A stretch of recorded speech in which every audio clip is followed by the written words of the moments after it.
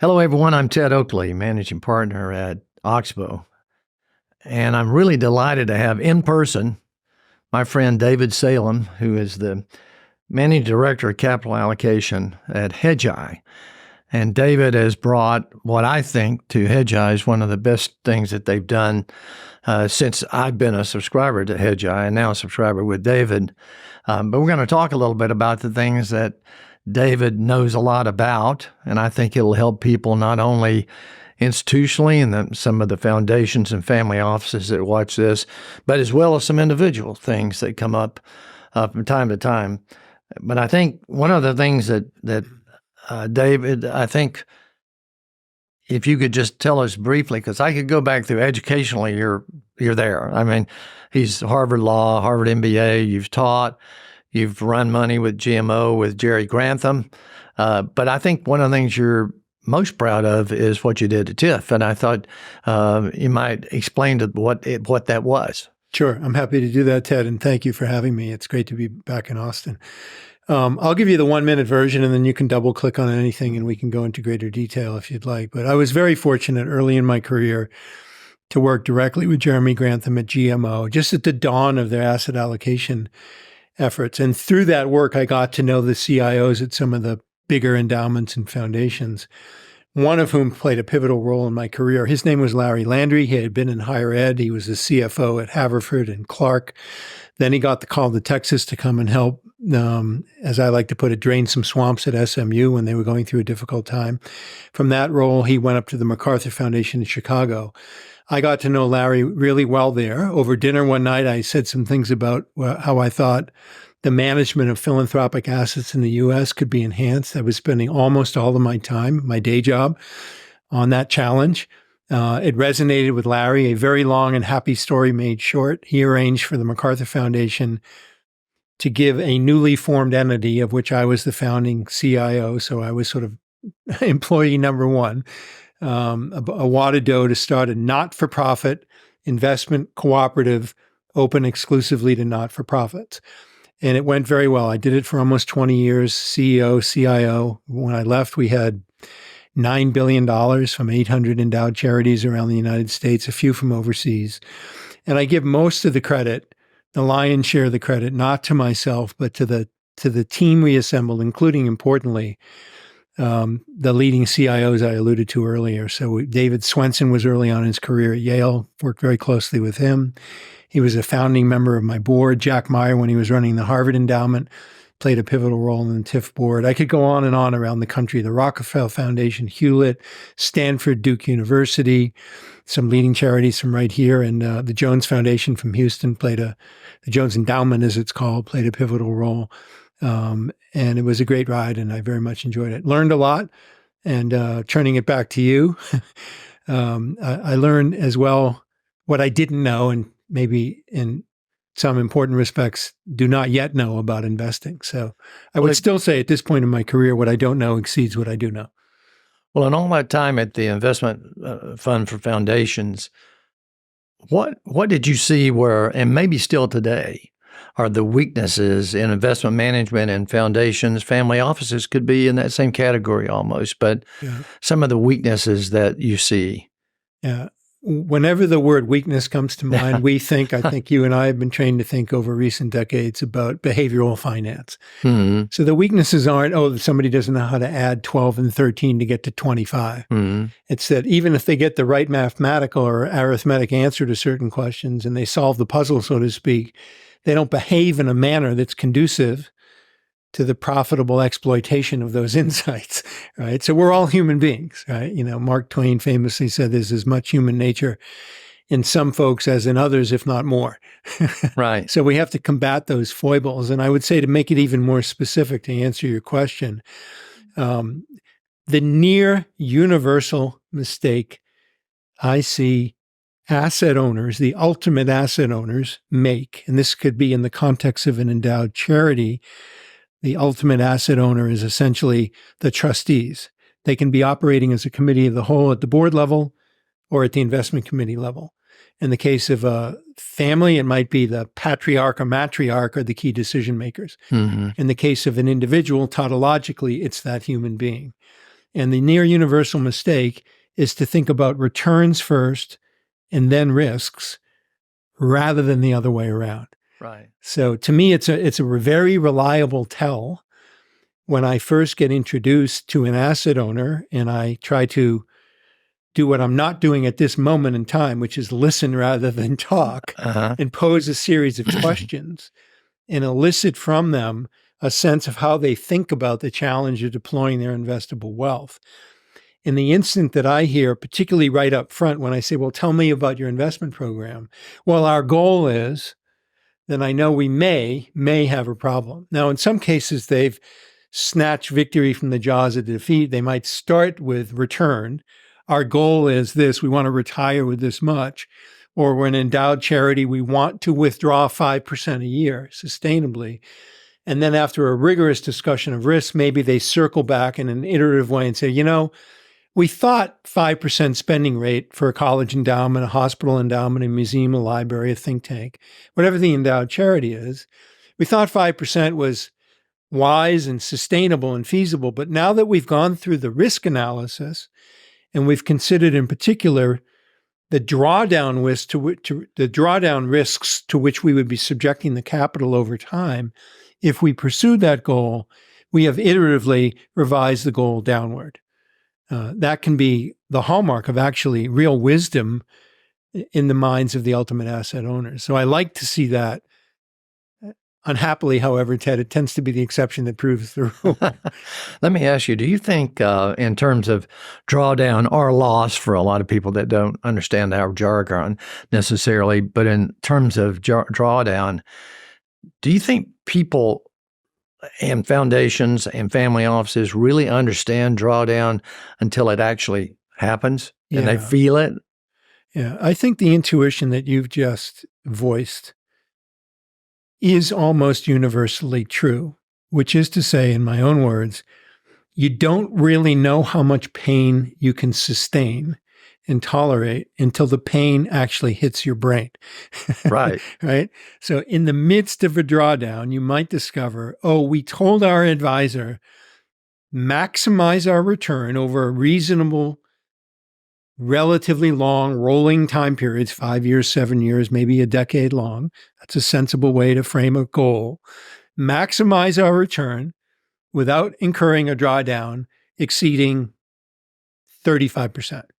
That might be the case for a very wealthy family that's been fortunate to accumulate enough wealth that they don't really need to live off the wealth. Right. So a 35% drawdown is a pretty big drawdown. The point I'm driving at is they might wake up one day and get a statement or have a conversation with the advisor saying you're down 22.7% and say, oh my God, the sky is falling. We can't tolerate that. Even though ex ante, right, they said minus 35 was tolerable. Yeah. That happens all the time. You've just described the conversation that goes on in every single bear market with a lot of people, by the way, that said, oh, by the way, I didn't want to lose that much, but we say, well, no, that's not what you said. You said, we've got it in writing here. This is what you wanted.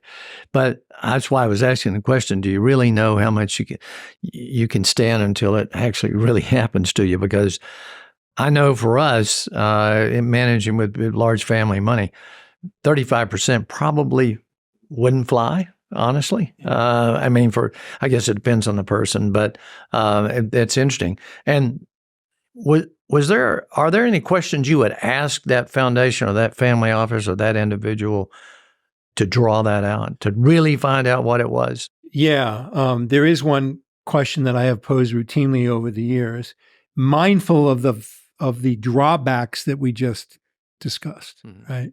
That people have a very hard time quantifying how much pain they will be able to sustain in the future relative to what they actually prove themselves capable of sustaining when the pain actually hits. Subject to that important caveat, and maybe I'll describe a little exercise. I won't do it in 10 seconds, but rather a minute or two, because I think it's very instructive. I found it incredibly helpful. And in some fun ways, kind of entertaining too. So many times over the years, I've had the privilege with the various hats I've worn, whether it's GMO or TIF or in later years, and even now in what we're doing in Hedgeye, at capital allocation at Hedgeye, I'll literally walk into the room. I'll use the archetypical investment committee that I'm just meeting with for the first time. And I will have two sets of index cards, little 3x5s in my hands, and a whole set of pencils, one for each member of the investment committee. And on one card, it's what I call my real return swap question. And on the other card, it's the drawdown question. Sometimes I'll print them on opposite sides of the same index card for a very important reason I'll come back to in a minute. And so what I'll say to them, the real return swap question is very straightforward.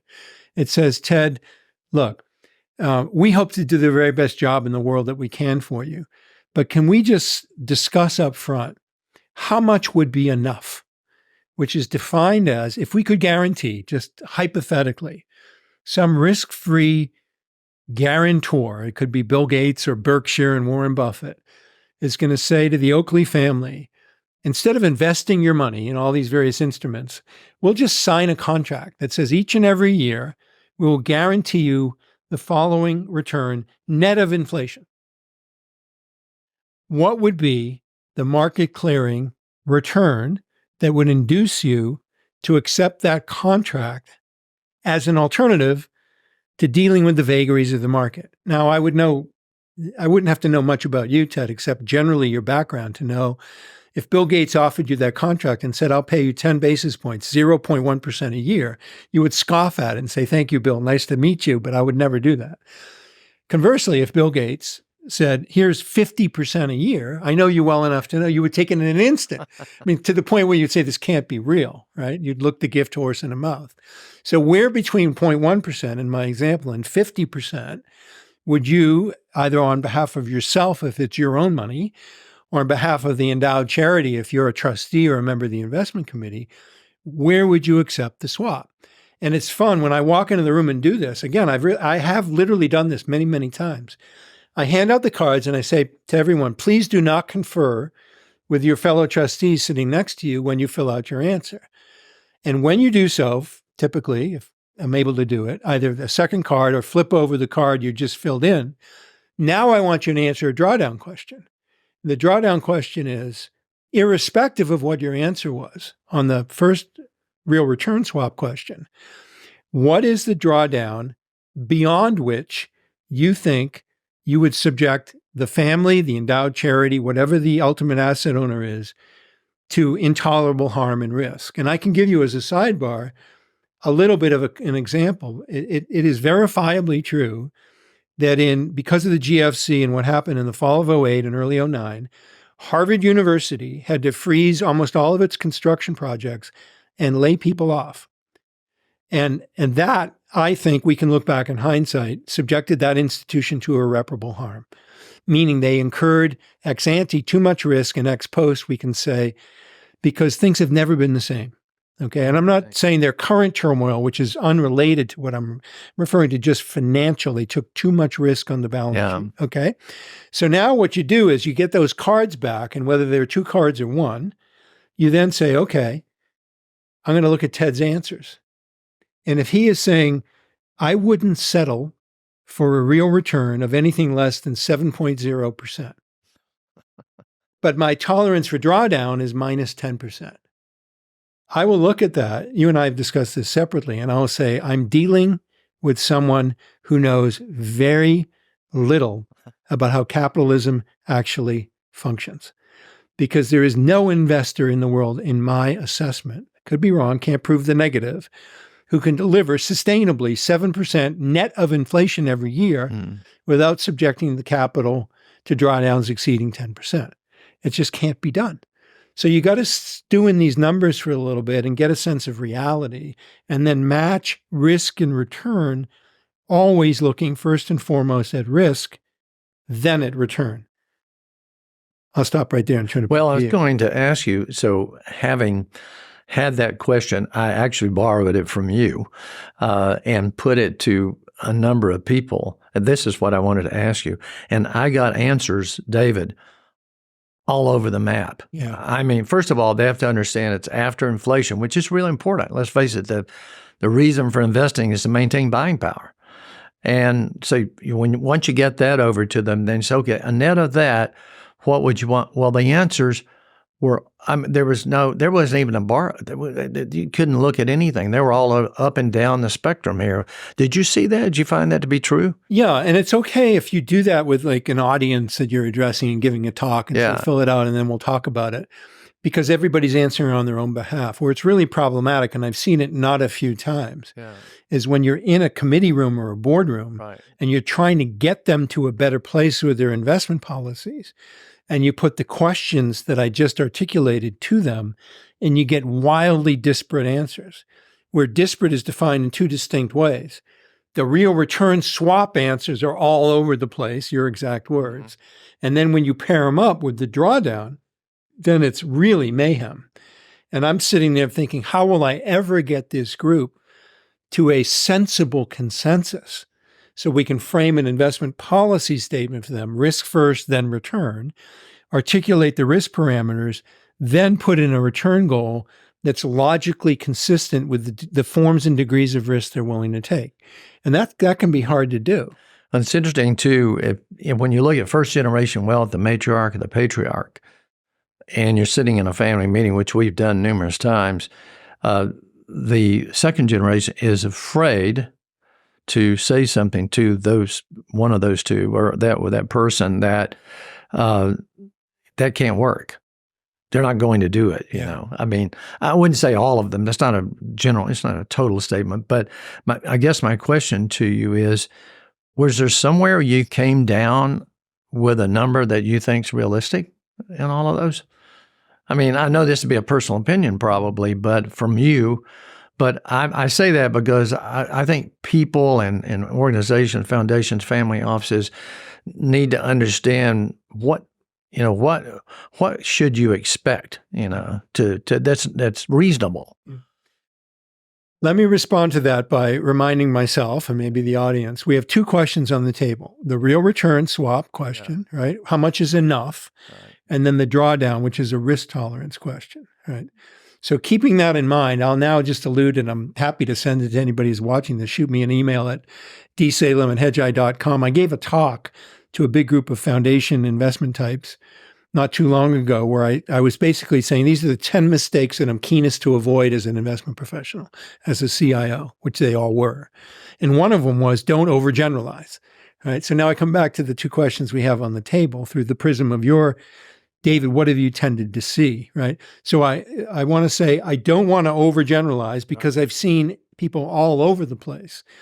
What I'll do is restate the question as, David, when you've had the privilege of working with the ultimate asset owners as you define them, in each case for a sufficient number of minutes or hours or days where they have gotten to what you deem to be a reasonable balancing of all of these competing factors, what have the answers tended to be? And the answers have tended to be, for these sensible groups or asset owners, the return goal net of inflation is typically in the 3 to 5% arena. And the drawdown parameter, particularly for folks wearing a trustee hat, it's not their own money, but they care deeply about the endowed charity. Maybe they've given money to it. They're giving their time by being a member of the committee or the board, the governing board. What you'll see is a drawdown tolerance that is actually strikingly uniform, and it's usually about minus 25%. Interesting. Yeah, yeah. Can I just add, by the way, that because for the benefit of those who haven't encountered this kind of framework before, people will sometimes say when they hear me put the question to them, both questions actually, but the drawdown question in particular, they'll say, okay, I'm happy to fill out the card you just gave us. But over what time period should I assume when I answer the drawdown question? And you have to pause and say, well, actually, there is no time period. Right. It's time period insensitive. Why? Because when you're in the midst of a drawdown, you know this intuitively. When you're down, you're down. You don't know how long it's going to last. Yeah. Right? When you're down, so it's you're not down. saying like, how big a drawdown would you be willing to tolerate over the next 20 years or 30 years? It could happen tomorrow. It could happen 7 days from Tuesday. It could happen 7 years from Tuesday. You just don't know. But the key is, going back to the Harvard example, is when you get into a drawdown, because if you're honest with yourself and others, you don't know when, if ever, you're going to recover the lost wealth, you need to start to make different arrangements with the spending to make sure that you don't eat all of the seed corn, right? That you don't deplete the endowment or the family fortune through spending. So what you need to do is ratchet it back. And when I work with governing boards, particularly of higher education, colleges and universities, say, think about what it would be like if you were in this room, 3 years from Tuesday, thinking about having to cut back the budget by 25%. What would that be like? Oh, we would never want to do that. Okay, well, then we ought to take that presumption in mind and go back and re-engineer your investment policies.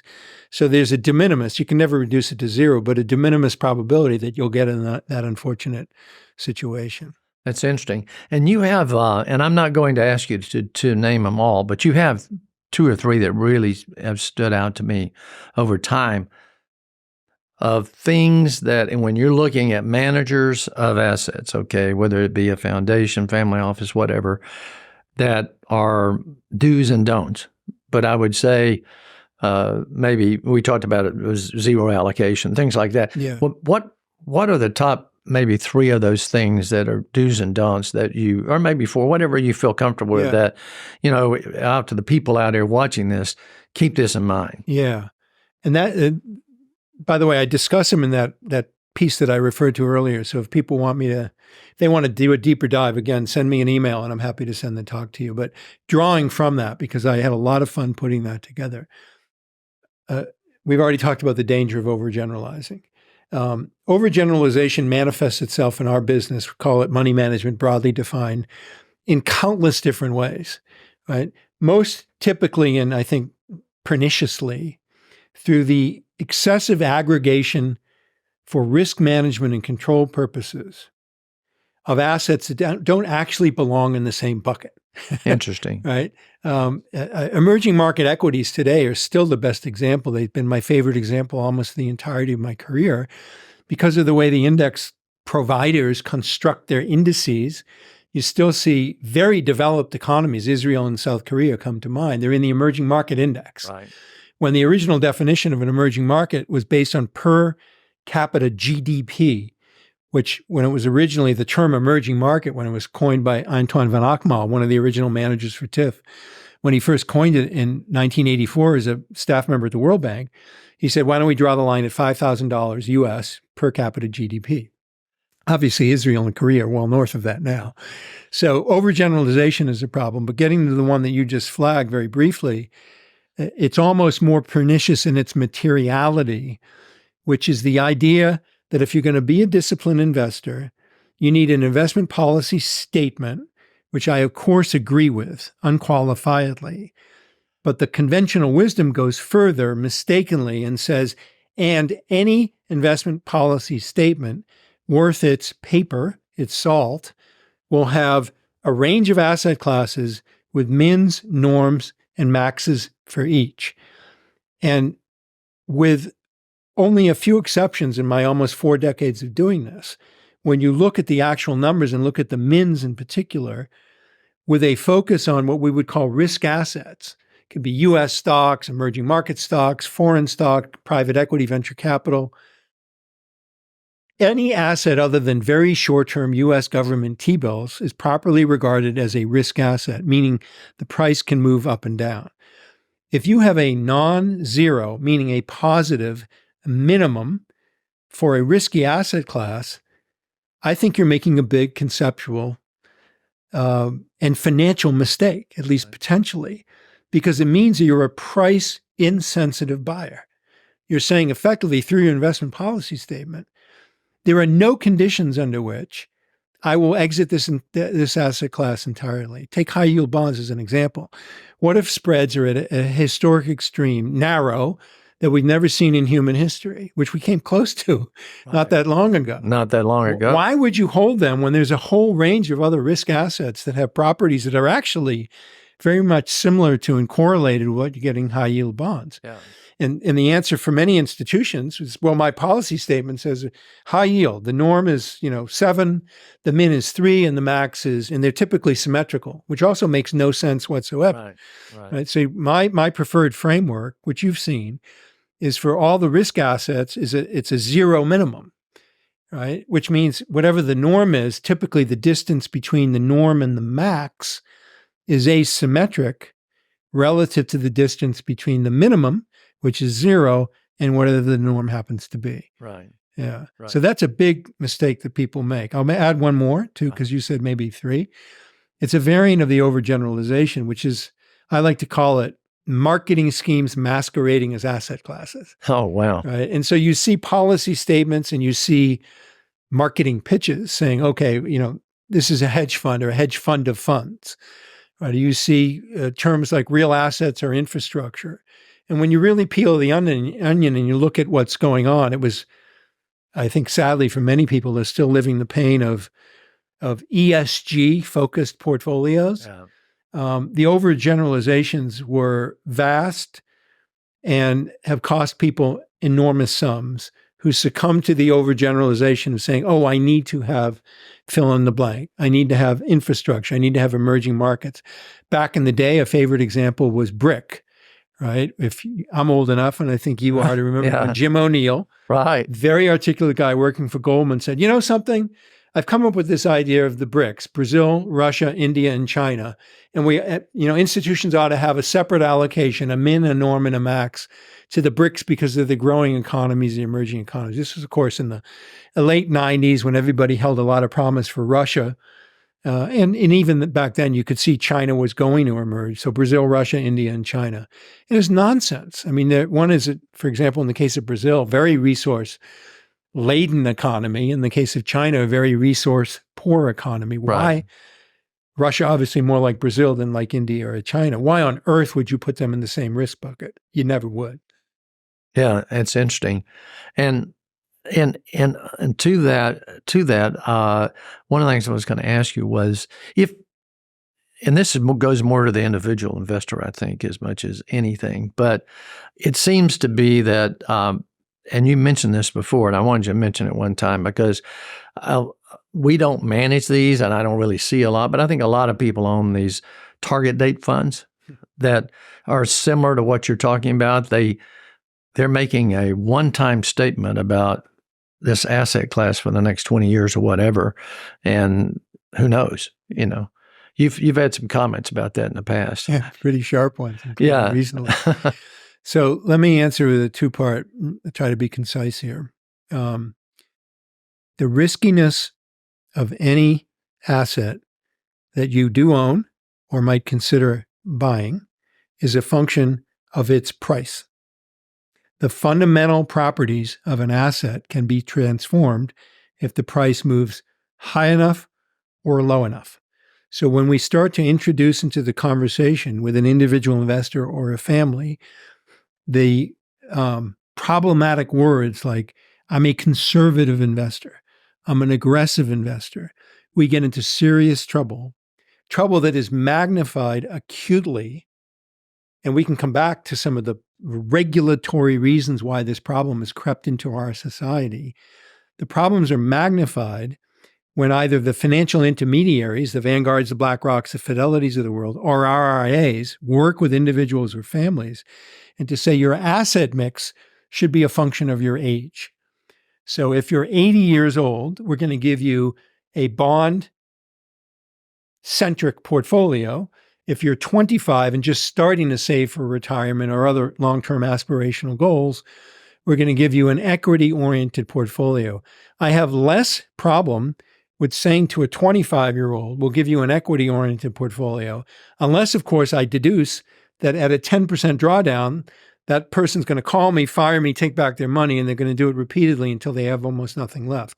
I have more of a problem with saying to an 80-year-old at the end of 2021, interest rates are 5,000-year historic lows. Right. You have maybe 5 good years of your life left, Ted, and we're going to put you into the riskiest asset class we can find, which is long-term bonds. Long-term bonds. So as I said recently on Hedgeye TV, if the universe passed a law said you can never be involved in money management again, and I had to go make a living doing something else, I would probably try to join forces, even though I kind of loathe the plaintiff's bar. I'd launch a big class action lawsuit against Vanguard, BlackRock, and Fidelity for really, I think, consciously misleading a whole generation or two or three of investors into buying into these age-based strategies. The problem we have, though, and our content colleague Mike Green has been very articulated about this, is our Congress, in its wisdom or lack thereof, has passed twice, as recently as 2006, statutes saying to our industry, essentially, you will be violating your fiduciary duty if you do anything other than essentially index your client's assets and with respect to the asset mix, apply an age-based formula. And it's suboptimal at best and catastrophic at worst.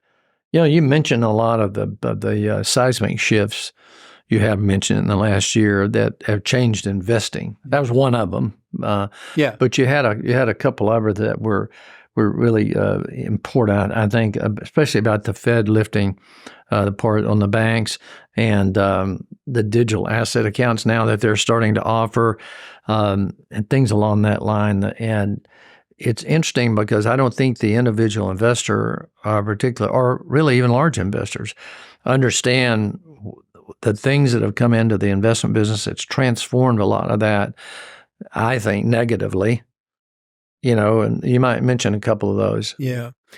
And I'll do so by saying first that it was very painful to do both the law school and the business school at the same time when I was a younger man. It was a lot of work. Yeah. But in hindsight, I'm really glad that I did both. And in particular, and this is the context in which I'll answer your question. Again, I'll try to be as concise as I can. I developed not only an interest in, but I think some capacity to look at what was going on both the statutory and the regulatory front. Statutory means an enactment by Congress where the bill gets signed by a president and becomes law. Regulatory can mean anything, any agency of the government, the federal government that promulgates a regulation. And as I looked back, and even as I was living through it, there were these, what I called seismic shifts in the backdrop of our political regime that have had a material effect on the deployment of capital, successful or otherwise. So I went way back when I put together a sort of a catalog of these the other day to the work I did as a graduate student. My thesis was on what was called the plan asset regulation, which opened the floodgates for ERISA plans to put money into venture capital and real estate. And I argued then, and I will argue to you right now, I think that regulatory change by the Department of Labor actually had an even more material impact on institutional investing than what Swenson later did by promulgating the endowment model, the so-called Yale model. Move through time, Ted. We get to Reg FD, which was enacted, as I'm sure you know. Promulgated. I keep making that mistake in wording. Promulgated by the SEC in response to some scandals. And it basically said to corporate managements in the U.S., if you're running a public company, you can't whisper things in Ted's ear anymore. You could do that. It was legal always, but in my view, never quite ethical. Right. But then they made it illegal. And it changed everything about active stock picking in the United States. That's not my opinion. That's kind of provable, verifiable fact. Verifiable how? Just talk to people who've been in the industry long enough, who did it pre-Reg FD and now post-Reg FD. And my colleagues who do our sector work in Hedgeye, I think, have done a beautiful job managing the business subject to that very acute constraint that unless they're being unethical, if not illegal, corporate managements can't whisper in the ear of big institutional investors anymore any material, non-public information. Roll the clock ahead. We get to the Mike Green episode of what Congress did on the passive. And that, I think, has been, in recent years, the single most important reason why, as we say at Hedgeye, flows have come to dominate fundamentals in a profoundly important way. Other things that I put on that list, which I think have had a seismic effect on the way capital is getting deployed and looking ahead will get deployed. I think what happened surrounding SVB last March, the banking turmoil, and the creation by the Fed the Bank Term Funding Program, BTFP, essentially signaled to the world, but particularly to those of us who were bolted to the chair managing other people's money or and somehow involved as investment professionals, what our political regime essentially signaled to us is there's no ceiling on government insurance on bank deposits. That's effectively what that did. And that's changed, in my view, a lot of things about the way capital flows in our economy. I happen to be quite critical of it. I think it's to the detriment of efficient allocation of capital. But I think that's the case. And then I have my own views about seismic shifts that might be coming down the pike later on, but I'll stop right there. Those are the backward-looking shifts that, in my estimation, have had a profound effect on the way capital gets allocated and on the way it gets priced. Let me shift. I want to ask you something about one of the things I think you find about Hedgeye, and I've been in the business a long time, so I've bought a lot of research, seen a lot of things, and I thought you might mention a little bit about the positives of Hedgeye, because very, very few places you go to get the whole package, where you can see what's going on in the macro, what you can see on the micro, what you're seeing going on in different, what you call the quads and that sort of thing, and then get fundamental research from in addition to that. But did you find when you came to Hedgeye that was an interesting mix to put together? Yeah, let me speak to that. So when I came to Hedgeye, to use that verb, it was as a client, not as a member of the team. Okay. Right. So I was in my CIO seat trying to deploy capital, particularly as the decade of the 2010s unfolded. And you could get this sense, if you've been doing this a sufficient number of years, that flows were starting to dominate fundamentals. Right. And that capital was getting priced in a manner very different from what prevailed for the first 2 decades of my career. And I was really struggling doing what I had trained myself to do for years, which is assimilate a lot of information very rapidly. So read the Wall Street Journal, read the Financial Times, read The Economist, read the New York Times business section, look at Bloomberg. I could name a number of other independent sources of research advice, a lot of it narrative-based, that I was trying to assimilate. And it became more and more frustrating, not only because the inputs were conflicting, but because it became unmanageable in relation to both the volume, the frequency of the material, but also the focal points of that incoming, some would call it, noise. I regarded it always, because it included Hedgeye, Ted, as both noise and signal. And so what I found myself doing almost subconsciously was starting to drop things that I didn't find particularly useful in my work. And what I ended up dropping in the main were the inputs that were strictly narrative based. Right. And I think probably everyone listening to this webcast knows what I mean by narrative based. Oh, yeah. And a lot of them. It's a story unanchored in data. Right. All right. And what I was getting from Hedgeye was the converse, almost the converse opposite, which is just the data. So I started to pay more and more attention to it. And as I did so, it dawned on me, what's obvious, I think, to people less thick-skulled than myself, is that the data focus on rates of change, right? So, one of the great human inventions is calculus. And I loved calculus as a student. I took a course in it. I loved it. And then I had to just put it aside because it didn't really enter into my work. And then I start to get more and more Hedgeye research flowing into my inbox, and I'm looking at it, and it's focusing on rates of change, right? So we can call it the first derivative and the second derivative. Is something changing? At what rate is it changing? Is it accelerating or decelerating? And lo and behold, what Hedgeye was doing, well before I joined the team, was taking that simple concept and saying, look, what are really the key drivers of not only the real world economy, but of the markets as they try to price securities to finance that economy? And what it tends to be, behaviorally and logically, it's acceleration or deceleration in 2 key metrics, growth and inflation. And you can set up just a simple little 2x2 matrix or box where you have growth on the vertical or y-axis and inflation on the horizontal or x-axis, right? And so the best environment for equity investing, typically, you don't want to overgeneralize, is when you're in the upper right-hand box, right? So growth is accelerating and inflation is picking up as well, typically from a deflationary bottom.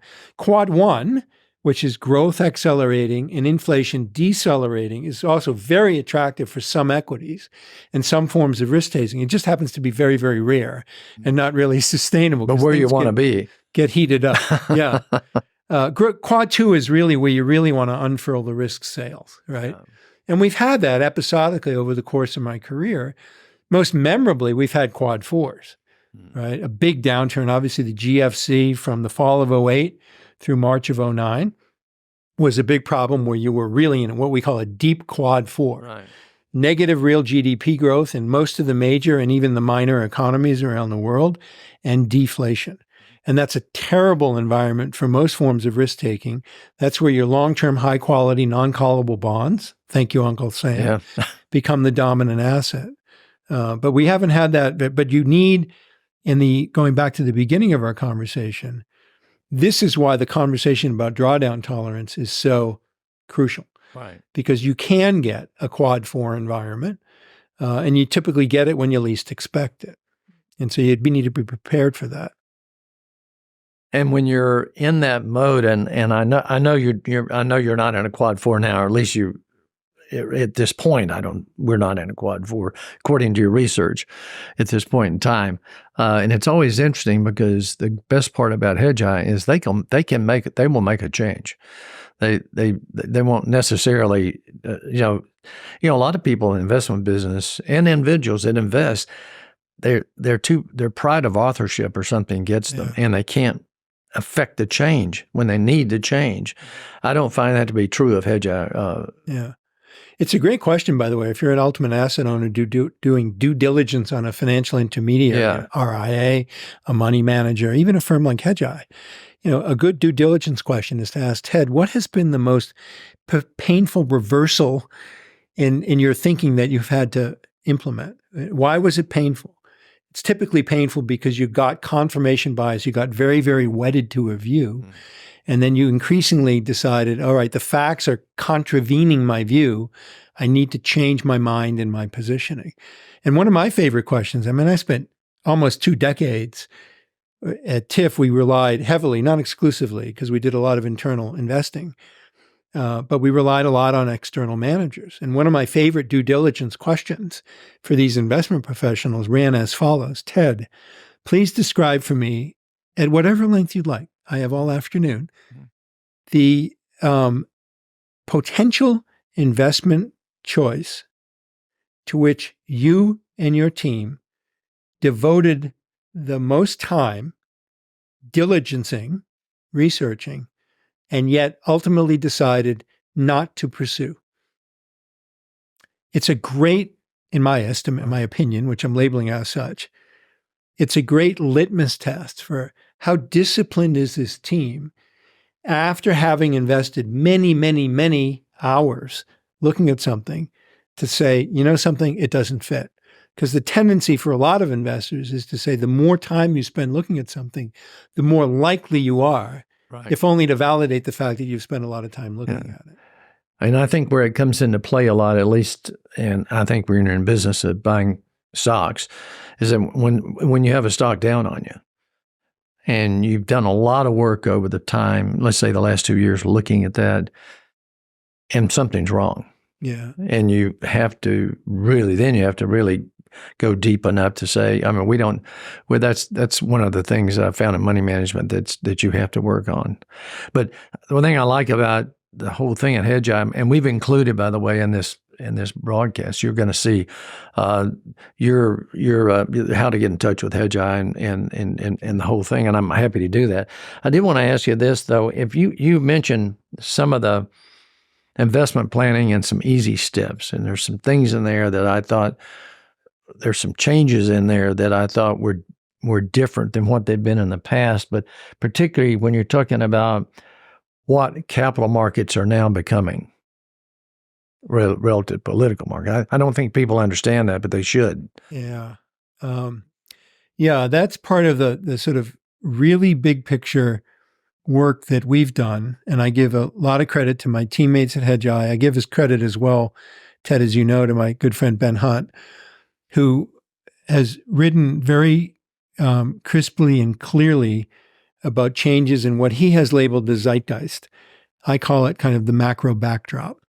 And with a tip of the hat to Ben, I actually published a piece. This is now going back 5 years, saying, look, in addition to having enjoyed at that point over the entirety of my career, going back to the early 80s, a massive tailwind from the secular decline in discount rates in the global economy. Others would call them interest rates, but you're applying a discount rate to stocks as well, to discount future cash flows. So you had essentially disinflation, in some cases deflation, we'll call it disinflation, which can be very healthy. That's a declining rate of inflation. It's above zero, but it's declining. You had that. You had essentially a cooperative backdrop for international trade. You had China being admitted to the WTO in 2001, for better or worse. As time evolves, I think many Americans, myself included, think it was for the worse because they've cheated. But you had a sharing of international trade, a lowering of those boundaries, and kind of an Adam Smith wealth of nations competitive advantage sense. We'll let the Chinese produce and we'll do other things here in the United States. So that was one dominant trend as well. The other two that merit underscoring would be the conversion of capital markets into political utilities. And if you're investing capital, I'd say on our own, within our own shores today in America and in many other parts of the world, you are, for better or worse, subject, I could call them the vagaries, the whims, others would just say in an objectively neutral sense, the decision-making of a lot of public officials, whether they're elected or not, the Fed being the most conspicuous elephant in the room. So the conversion of capital markets into political utilities, the so-called Fed put, would be a manifestation of that. And then finally, and also I think really important and increasingly worrisome, what we call the financialization of the economy. Financial engineering, you see that manifest today, and I think the private equity industry is probably, we can say, almost in an objective way, Ted, has gotten out over its skis, has gotten too large, at least for current economic conditions. There's a lot of capital tied up in private equity and forms of private investing generally defined that's seeking liberation that's not likely to get it due to excessive financialization of our economy. It's happened in other economies as well, but I think the United States has really stolen a march on many economies in having excessive financializations. So these are all problems, the four horsemen, if you will, that it's going to take time and only time to cure. In the meantime, we have to do the best that we can with the markets that we have. So how do you contend with the fact that capital markets have been converted in important ways into political utilities? You need to understand who are the actors, who has the power to redirect capital flows. You can take a giant step back and to say, you know what? Because of all those factors interacting with each other, I can't play and win the games, no pejorative intended with the word games, that I learned to conduct successfully in the 80s, the 90s, and maybe a little bit into the 2000s, and I need to change what I do. And that's basically what brought me to Hedgeye, getting back to that, how did I come to Hedgeye? It was because I could see that there were tools available that I was very unlikely to be able to develop economically on my own that could make a real difference in navigating this. In my view, even though I've been doing it a long time, and my self-interest in a webcast like this would be to say, I've seen all this before. There's nothing new under the sun. This time isn't different. Trust me, the sage veteran, to help you navigate. I'm kind of making the opposite statement. Like we're all learning together. We don't want to be patsies at the poker table, though. And we want to know what we don't know. We want to do the best job we can. And if, to be really direct about it, we can frankly transfer wealth from other investors as a group into our own pockets, ethically and legally, or into the pockets of people who've entrusted us with their capital, that's what we want to do. And it requires tools and techniques and methods and ways of thinking that are radically different from what I learned in the first 2 decades of my career. Well, it's interesting you say that. I cannot tell you the number of people that have told me in the last 7, 8, 9 years, I used to know what's going on, but I don't understand it anymore. I don't understand what's happening. I think for the individual investor, that's probably been a problem. Let me wind up by asking you a question that that maybe you don't get very often, but I'm curious as how you would answer it. If I had someone walk in the door here that had just sold a company and they netted $25 million, what 3 or 4 pieces of sage advice would you give those investors? The starting point would be a framework not mentioned earlier in this webcast. So I'm going to introduce it. Okay. Now, you probably know where I'm going to go with this because I do think it's an effective antidote to a lot of the problems that plague these ultimate asset owners I'm referring to, including your hypothetical successful sale of the business, netted 25, net of taxes, I presume, right? Mm-hmm. And now they're sitting on a pretty big pile, and they want to deploy it effectively. They don't want to put it under the mattress, but they understand that they're not going to go to the casino and put it all on 33 red and have it disappear in one spin of the wheel. So somewhere between sticking it under the mattress in a kind of riskless but zero return way and the ridiculously high risk strategy of putting everything on 33 red with one spin of the wheel is going to be where they come out on the risk spectrum, right? So how can we help them get to a better place? The framework that I find myself extolling these days almost every day of my business life is one conceived originally by my friend Ashwin Chabra. He happened to be at Merrill Lynch at the time. He then became the CIO of the Institute for Advanced Studies at Princeton University. And now he's running the family office for Jim and Marilyn Simons of Rentech, Renaissance Technology fame, a very, very large private fortune. And the framework that he put together, it's in a book called The Aspirational Investor. It's actually very, very simple. You've seen me diagram it. You've heard me talk about it on Hedgeye TV. It just says to our hypothetical $25 million endowed family that you conjured in your hypothetical, look, why don't we think about taking the 25 million and subdividing it into 3 distinct buckets? The first bucket will be what we call monies needed to defray or finance essential goals. And the family may be wealthy enough that the 25 million may be on top of some money they already had. So maybe none of the 25 million goes into that bucket. Mm-hmm. But we'll just assume that it does, like it's the entirety of their personal fortune. Right. And they have a spending rate, maybe they have a home and a second home, and they have ongoing expenses and tuitions and whatever. And with the help of a qualified advisor, they can just a very approximate idea of how much of the 25 million do we need to deploy and invest in a really low risk fashion? Because these are essential goals. Yeah. Like we got to put food on the table. This is basically cash flow.